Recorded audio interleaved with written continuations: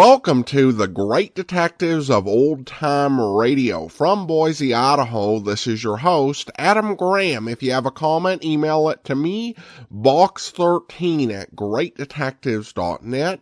Follow us on Twitter at Radio Detectives and become one of our friends on Facebook, facebook.com/Radio Detectives. Today's program is brought to you by the financial support of our listeners. You can support the show on a one-time basis, support.greatdetectives.net, or by Zelle to box13@greatdetectives.net, by mail to Adam Graham, P.O. Box 15913, Boise, Idaho 83715. And become one of our ongoing Patreon supporters for as little as $2 per month at patreon.greatdetectives.net. Now it's time for today's episode, which is going to be a wild card program that I chose that didn't make the cut by the listeners' vote, but which I really enjoyed and would like to listen to again. We're going to bring you an episode of The Abbotts. The Abbotts aired over NBC in 1955, and it starred a variety of actors, including Les Damon and Mandel Kramer as Pat Abbott, and throughout the series, Claudia Morgan, who had played Nora Charles throughout the Thin Man series, also opposite a number of actors, including Damon, played the role of Jean Abbott. We played this back during season 2, and so it's been quite a while since we've heard an episode. The original air date on this one is March the 13th, 1955, and this one is The Dead White Flame. After all, what would you do if your husband thought romancing in the moonlight with you wasn't as much fun as solving a murder mystery?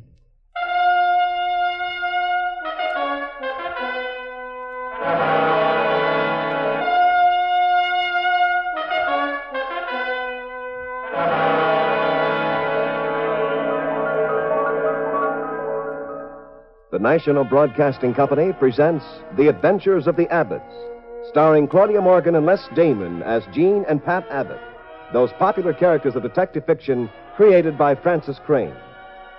NBC invites you to join Pat and Jean each week at this time for another recorded adventure in romance and crime. Now here is Jean Abbott to set the stage for tonight's puzzle in murder.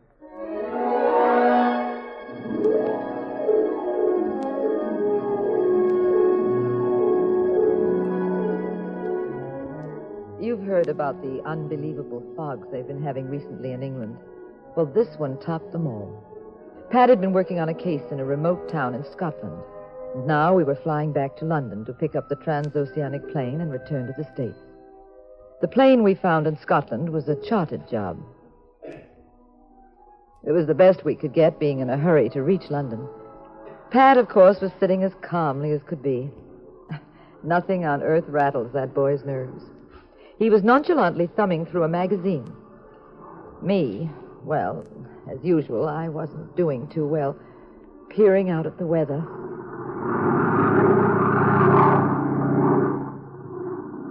Pat? You want to play Scrabble? Nope. Oh, be sociable, Pat. You should say I'd be delighted to play Scrabble, especially with you, Mrs. Abbott, the world's champion player. Mm-hmm. I found a set, Pat. Now I'll get a pencil and paper and we'll play. Let's see, I have a pencil. Oh. Maybe he has some paper. Who? That man right in front of us. That very distinguished-looking man. Well, if you're looking for an excuse to talk to him, dear, go right ahead. I'm not the jealous type, you know. Not much. If he talked to me for more than 60 seconds, you'd pick him up like you were back out west with a newborn calf. Toss him out of the plane. I would not. Now, go on. Ask him for the paper. Okay. I beg your pardon. Yes? We wanted to play a game, and we haven't any paper. Have you? Oh, surely. I have a pad right here in my briefcase. Well, it's awfully kind of you. Oh, not at all. There you are. Go on, take the whole pad. Well, thank you. Sounds a bit rude, but it isn't a game 3 could play, is it? Why, surely, Mr. Dr. Rhodes. Oh, I'm glad to know you, Doctor. I'm Jean Abbott, and this is my husband, Pat. You aren't Dr. John Rhodes, the psychiatrist, are you? Yes, I am. Well, I'm delighted to meet you, sir. I read your book, Psychoneurosis in Wartime. Gene, Dr. Rhodes is one of England's foremost analysts. You sound as though you were quoting the dust jacket on my book. I wish you wouldn't. It's most embarrassing. Are you a physician, Abbott? No, I'm a private detective from San Francisco. Your book, as you might well imagine, was very closely connected with my field. You mean some private detectives read? I was under the impression they all solved their cases by being periodically knocked unconscious. Well, that happens, too. But criminal psychology is also helpful at times. Your theory about us is very much like our theory about you. And what is that? That all psychiatrists begin a case by fluoroscoping the patient's wallet. I'm afraid our business is considerably more serious than that. Especially, Doctor, in the area where psychosis becomes crime? Yes, Mrs. Abbott. You know, our most widespread problem medically today is not heart disease or cancer, devastating as they are. By statistics, it's mental illness. Hundreds of thousands of persons lie in hospital beds today because they are emotionally ill. Still more are at home or wandering the streets. Wandering the streets, contemplating murder, eh, Doctor? Occasionally. Does becoming absorbed in the criminal mind sometimes make you, well... Wonder about myself? Of course. I simply like to think my more evil impulses are reasonably controlled, though. So controlled you could never commit homicide? No, I'm susceptible too. But we are admitting an entire area in this discussion. The area of fanaticism. The lunatic who believes he must have power in the form of admirers, followers, who believes he has a special mission on Earth, even though it means bloodshed. Which gets me to my present trip. Might we ask what that is, Dr. Rhodes? The British government is sending me to Kensington Downs to a hospital there. There are some very perplexing cases in that hospital. Cases of fanaticism. Pat, I'm going to... Excuse me, Pat. Pat, something's wrong. The pilot isn't cutting that motor. It's missing. Yes, I know. I hear it. It's all right. It'll pick up again. Pat. Pat, the lights. Steady, Mrs. Abbott. If anything were really wrong, the pilot would warn us. Just stay in your seat, Gene. But Don't fidget. Don't become hysterical. We can always make a belly landing. We aren't over water. We're somewhere near London. He'll find a place to set us down. This whole section is pockmarked with airports. Fasten your safety belts. Fasten your safety belts. Pat, we're going to crash. Now, easy, darling. Oh, Pat. Get that belt tight. Yes. There you are. Pat, we'll be killed. We'll be killed. Now, don't lose your head, Gene. Oh, we're going to die. Pat, we're going to be killed. No, we're not. Now, darling, steady. Steady now. Steady.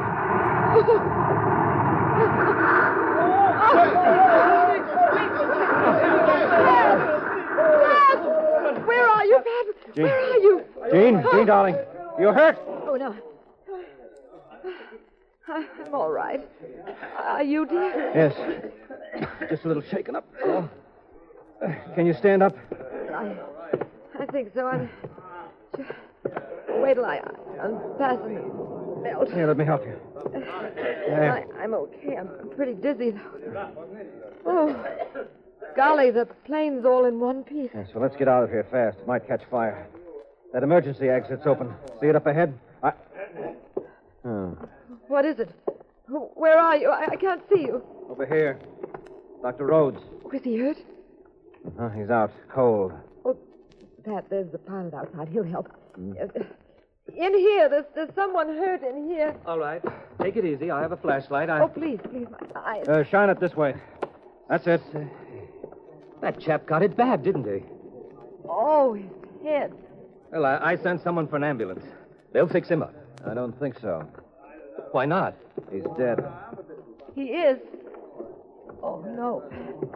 Too bad that confounded motor had to blow like that. Well, you two come on out. We'll take care of him. Watch your step, Gene. That's it. Gosh. Dark and cold out here. Ooh. What is this, a swamp? No, we're about 80 miles from London. There's a hospital down the road. I sent there for help. I'll be back. Have to see about the other passengers. Ooh. So cold. You see anything, Pat? It's so foggy. No, not much. Darling, we should get down on our knees and thank God for that pilot. I never thought we'd walk away from this landing. Uh-huh. What are you doing? Get away from that motor. It's broken. It's liable to explode or something. Uh-huh. Pat, will you listen to me? Yeah, huh? Fine thing. A man nearly gets killed in an airplane crash, and what's he do? Calmly strolls around examining motors. Of all the coats... Jean, that motor is in awfully good shape. It just doesn't make any sense to go... Good shape? Yes. Looks like nothing's wrong with it at all. Oh, but Yes, darling... I know. We had a crash landing. The puzzle, huh? Yes, and when you've got the answer to that, you might try telling me how Dr. Rhodes got killed. Well, he was killed in the crash. He was tied into his seat with a safety belt. He didn't bounce around any more than we did. We're well, but the doctor's head is bashed in. Skull is cracked wide open. You wanted to play games, Gene. All right. Get a pencil and paper and figure that out.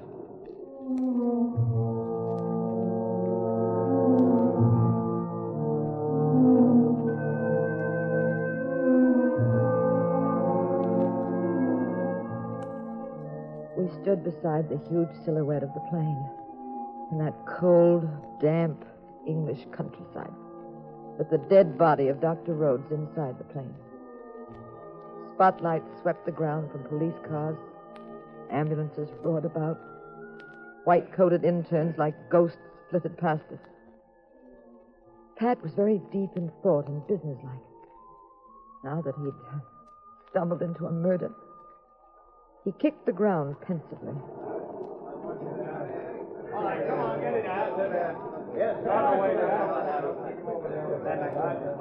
Now, Gene, listen. When they come over to us, no matter what I say, follow my lead. Don't ask questions. Pat, do you think you know why we had that phony accident? And why Dr. Rhodes was killed? I'm just a detective, dear, not a crystal gazer. You keep your pretty shirt on. Good evening. Evening. My name is Sterling, Major Sterling. I'm the director of the Regent Hospital down the road. You people feel all right? Anything we can do for you? Why, we're... I think you might help me. I feel punchy from shock. You're kind of tossed around in the plane. Why, certainly. If you'll come this way, I have a car. You can rest at the hospital, and we'll have a look at you there. Fine. Thank you, Major. Major, I'd appreciate it very much. I'm his wife. I'm Mrs. Abbott, and this is my husband, Pat. Well, don't worry, Mrs. Abbott. We'll have him fixed up in no time. He's probably just a bit rocky from the fall. Now, if you'll take his other arm, he can lean on both of us. That's it. There we are. Now, I'll just tell the pilot that I'm stealing two of his passengers. I say there. Yes? I'm taking Mr. and Mrs. Abbott to the hospital. Mr. Abbott doesn't feel well. He doesn't feel well. No, he said he's very dizzy and weak.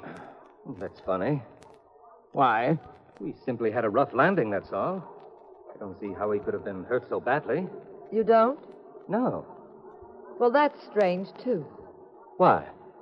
Well, you say the landing wasn't rough enough to injure my husband. But it was rough enough to kill Dr. Rhodes, wasn't it?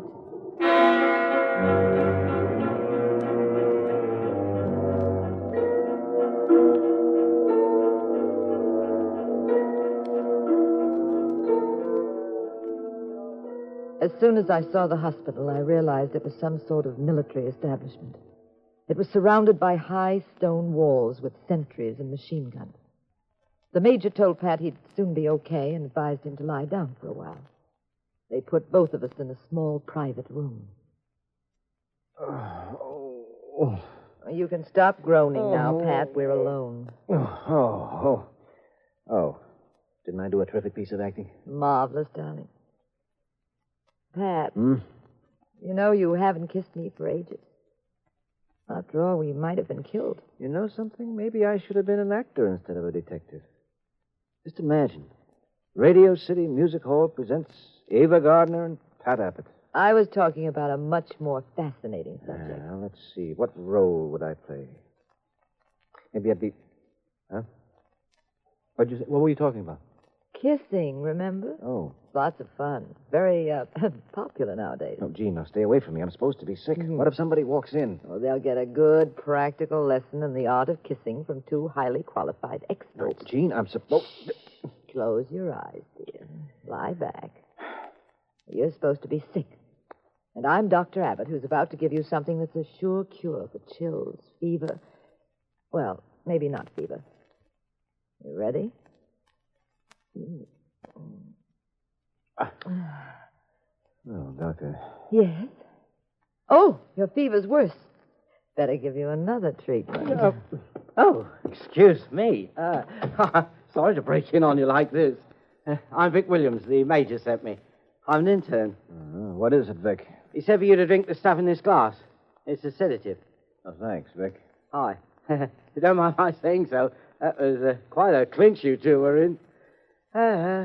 Young love's a wonderful thing. What? Yes, sure is, Vic. Now, if you'll just run along... You should see me and my girlfriend. Like two lovebirds we are.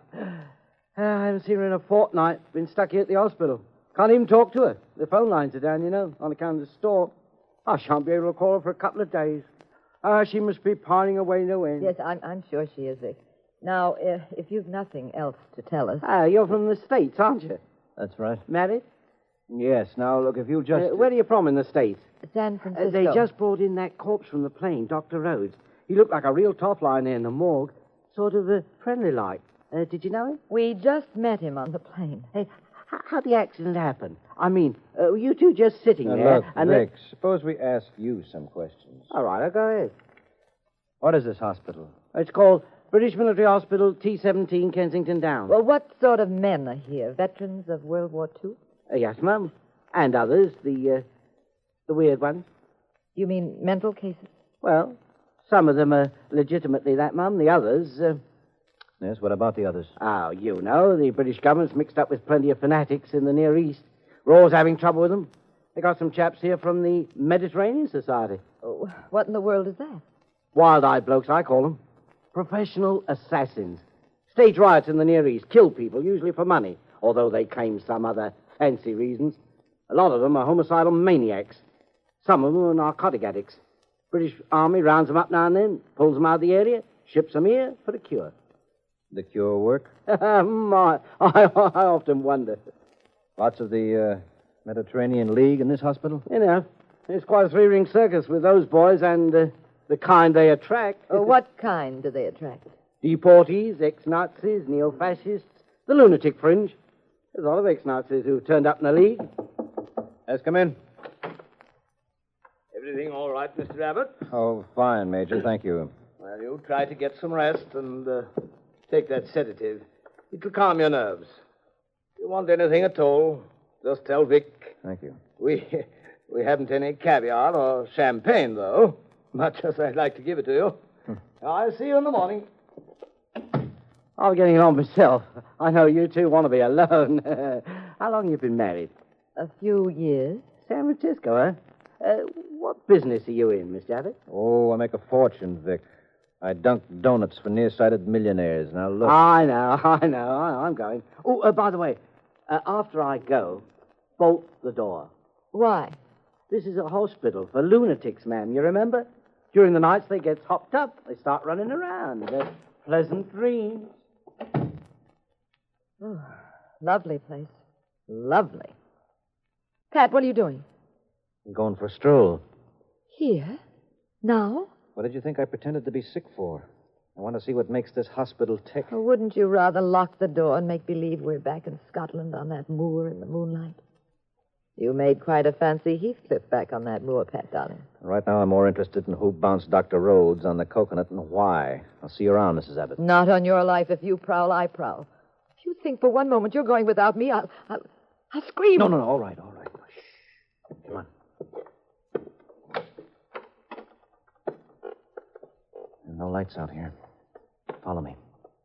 Tiptoe. Pat, look. A light's shining under that door. Yes, I see it. Oh, come on. Easy. Yeah. Easy.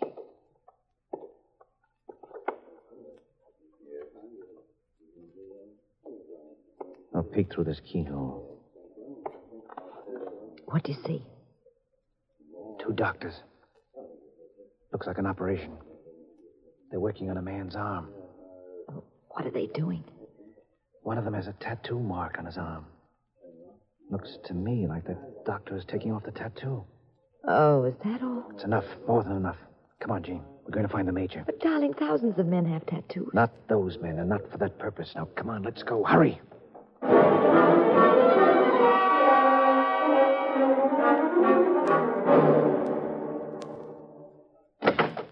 Sorry to break in on you, Major.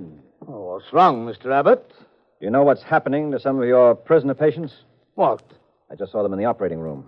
The doctors are removing tattoos from the men's arms. Tattoos are Now, usually... Jean, in a situation like this, those tattoos may be very important.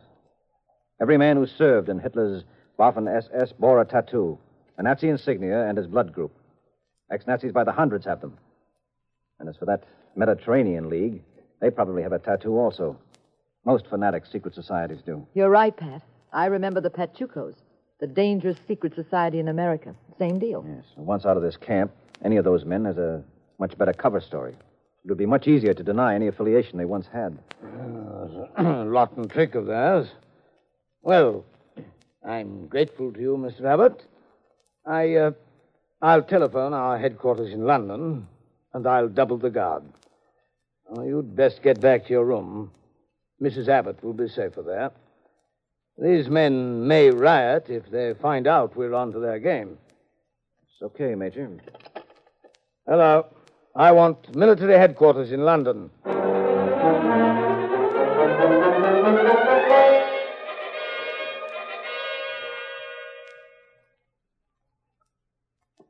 Here's our door, Pat. Yes, and you're going to stay in this room, Jean, because... Look out, Pat, behind you, the pilot. He has a knife. Yes, I see him. You. Wrist. You break my wrist. Now drop the knife. Let go of that knife. All right. My wrist. I'll let go of your wrist after we finish playing a little quiz game. All the double-crossing. You faked that crash, didn't you? Didn't you? Yes. You turned out the lights, left the controls, ran back, and in the excitement, you hit Rhodes over the head. Simple, wasn't it? Especially when the plane's supposed to be out of control, anyway. Then you went up front, did a few wing-overs and a sloppy landing. They'd say the doctor died in the accident. Very neat way to commit murder. Now, why did you do it? Why did you do it? You break my arm. I got paid 2,000 pounds. All right. You're going to stay here a while. Come on, Jean, let's get out. I'll lock him in. Here's the key, Pat. Get a doctor. My arm. Yeah, that does it. He'll stay there now. Come on, let's find the major. Well, Mr. Abbott, Oh, it's Vic. I heard cries. I thought you were sick. What are you running about for? Come with me, Vic. I'm going to the major. We're all in for a little entertainment. Your Nazi guests are acting up. Huh? Well, what are you now? Major? More trouble, Mr. Abbott? Yes. The pilot of our plane was waiting for me in my room. With a knife. I had to knock him out. He's confessed he murdered Dr. Rhodes. It was a fake accident. What? He walked? I'll give you the details later. But I haven't picked up by your men. Oh, yes, I certainly will. Oh, I just telephoned headquarters. There's an investigating squad on the way here now. Well, it's about time. You know, Major, you're quite a remarkable man. Taking all this in stride. Telephoning London. Well, it's all part of my job, Mr. Abbott. No, I think you deserve special mention for an extraordinary job. Telephoning London, and the telephone doesn't work. What was that? Pat. Yes, it's amazing. You say you call London for help. But Vic here told me a few minutes ago that the lines were down on account of the storm. He wouldn't be able to telephone his girlfriend for the next 2 days. How did you manage it, Major? Is magic also one of your accomplishments? You've been asking unpleasant questions all evening, Mr. Abbott. I think I've had about enough. Careful, Pat. He has a gun behind the desk. I can see it from here. Vic, Yes, Major? you'll have to get rid of Abbott. Quickly, too. I wouldn't try any childish tricks, Mr. Abbott, or I shall be forced to kill your wife. Yeah, surprised me. This chap was trying to gum up the works. You suspect Abbott at all, Major? Yes, I did, Vic. Since he first presented himself at the hospital. It was obvious there wasn't anything wrong with him. I allowed him to come in, though, basing my tactics on the old saying, give a man enough rope. You paid that pilot to kill Dr. Rhodes, didn't you, Major? You had to get Rhodes out of the way. Go on. Very interesting. The British authorities suspected everything wasn't exactly as it seemed in this hospital. They probably figured some of the so-called incurable prisoners were cured a long time ago.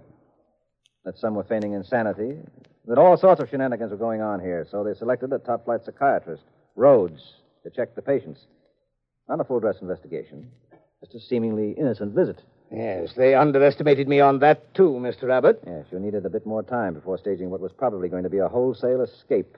So you hired the pilot to keep Rhodes from coming here. You fit the pieces together very well. Thank you. You even told the pilot to crash right near Kensington Downs so you could sign the death certificate and get the body out of the way fast. Who paid you, Major? No one. I helped them because I believe in the cause. My father was British, but my mother, Mr. Abbott, was an Asiatic. I was raised in the Near East, and raised in a tradition that loathes the British Empire and the Western world in its entirety. My father left my mother. I grew up as a poverty-stricken gamin in the filth of the worst of Cairo. This Mediterranean League you wish to destroy is my fondest hope. Even though it's really a hopeless cause, Major. Is it, Mrs. Abbott? Or does it burn within us with a high, dead white flame? Mr. Abbott, you will drink the contents of this glass. It's an overdose of a sedative I offered you before. It will be fatal almost instantly. A most regrettable accident.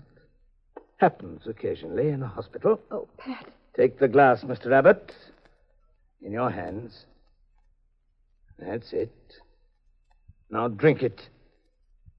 I said drink it. Oh, my... No, I'll take that gun. Oh.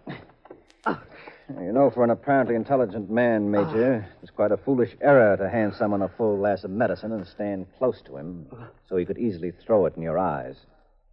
A childish trick, as you warned me about before. Vic, try reaching London now. But... You work for MI5, don't you, British intelligence? Yes. You are a smart bloke. I've been investigating this hospital for some time now. Well, Vic, the least you could have done was... I'm sorry, Mrs. Abbott. Obviously, I couldn't tell you anything. I had to let you both sweat a bit. I had no other choice. I'll call London and report this. I'll see you later, Mrs. Abbott. Get moving, Major. Bye, Vic. I hope you'll get to talk to your girlfriend soon, Vic. Oh, I will. Love conquers all, you know. Get going, Major.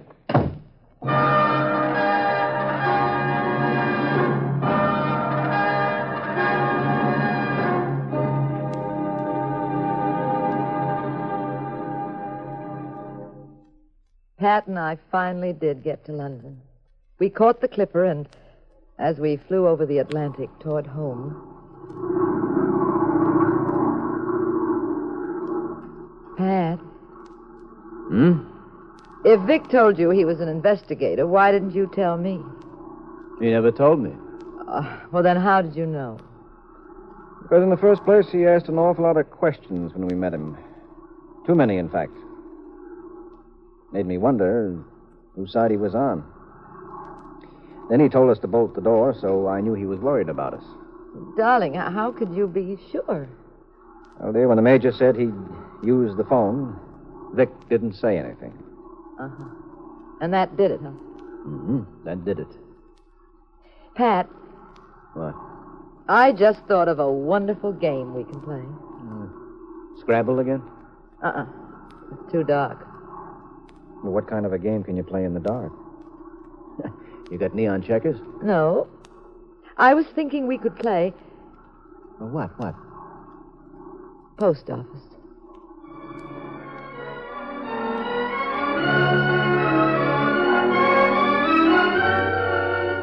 Footnote to the story of the dead white flame. Modern airplanes are perfectly designed for safety, speed, luxury travel, and indoor sports.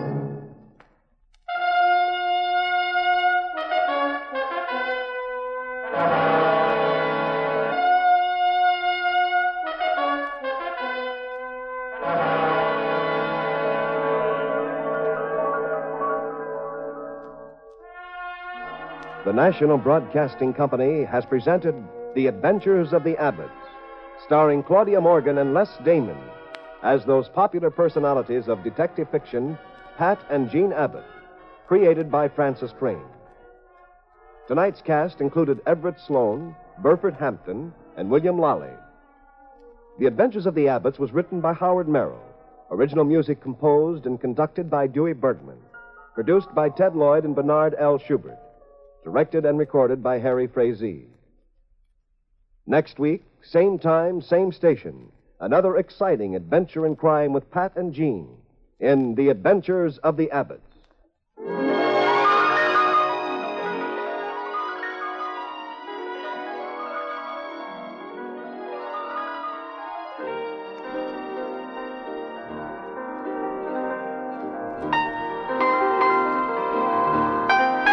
This is the United States Armed Forces Radio and Television Service.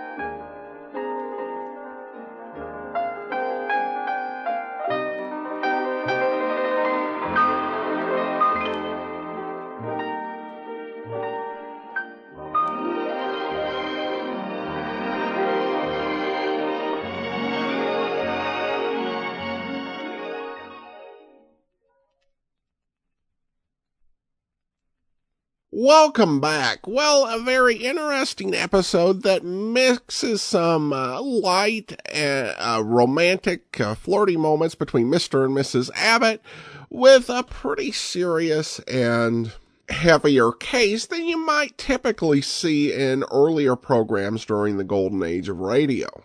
Good job to Pat on spotting that Vic was actually undercover, because I actually just thought the first time I listened to this that Vic was being incredibly inappropriate and rude. I also found myself a little bit curious about how they were playing Scrabble on this particular flight. It sounds like it was an early travel set. I don't know how travel sets with Scrabble work now. I think the only travel set of like a really popular game I've ever had was Yahtzee and Battleship.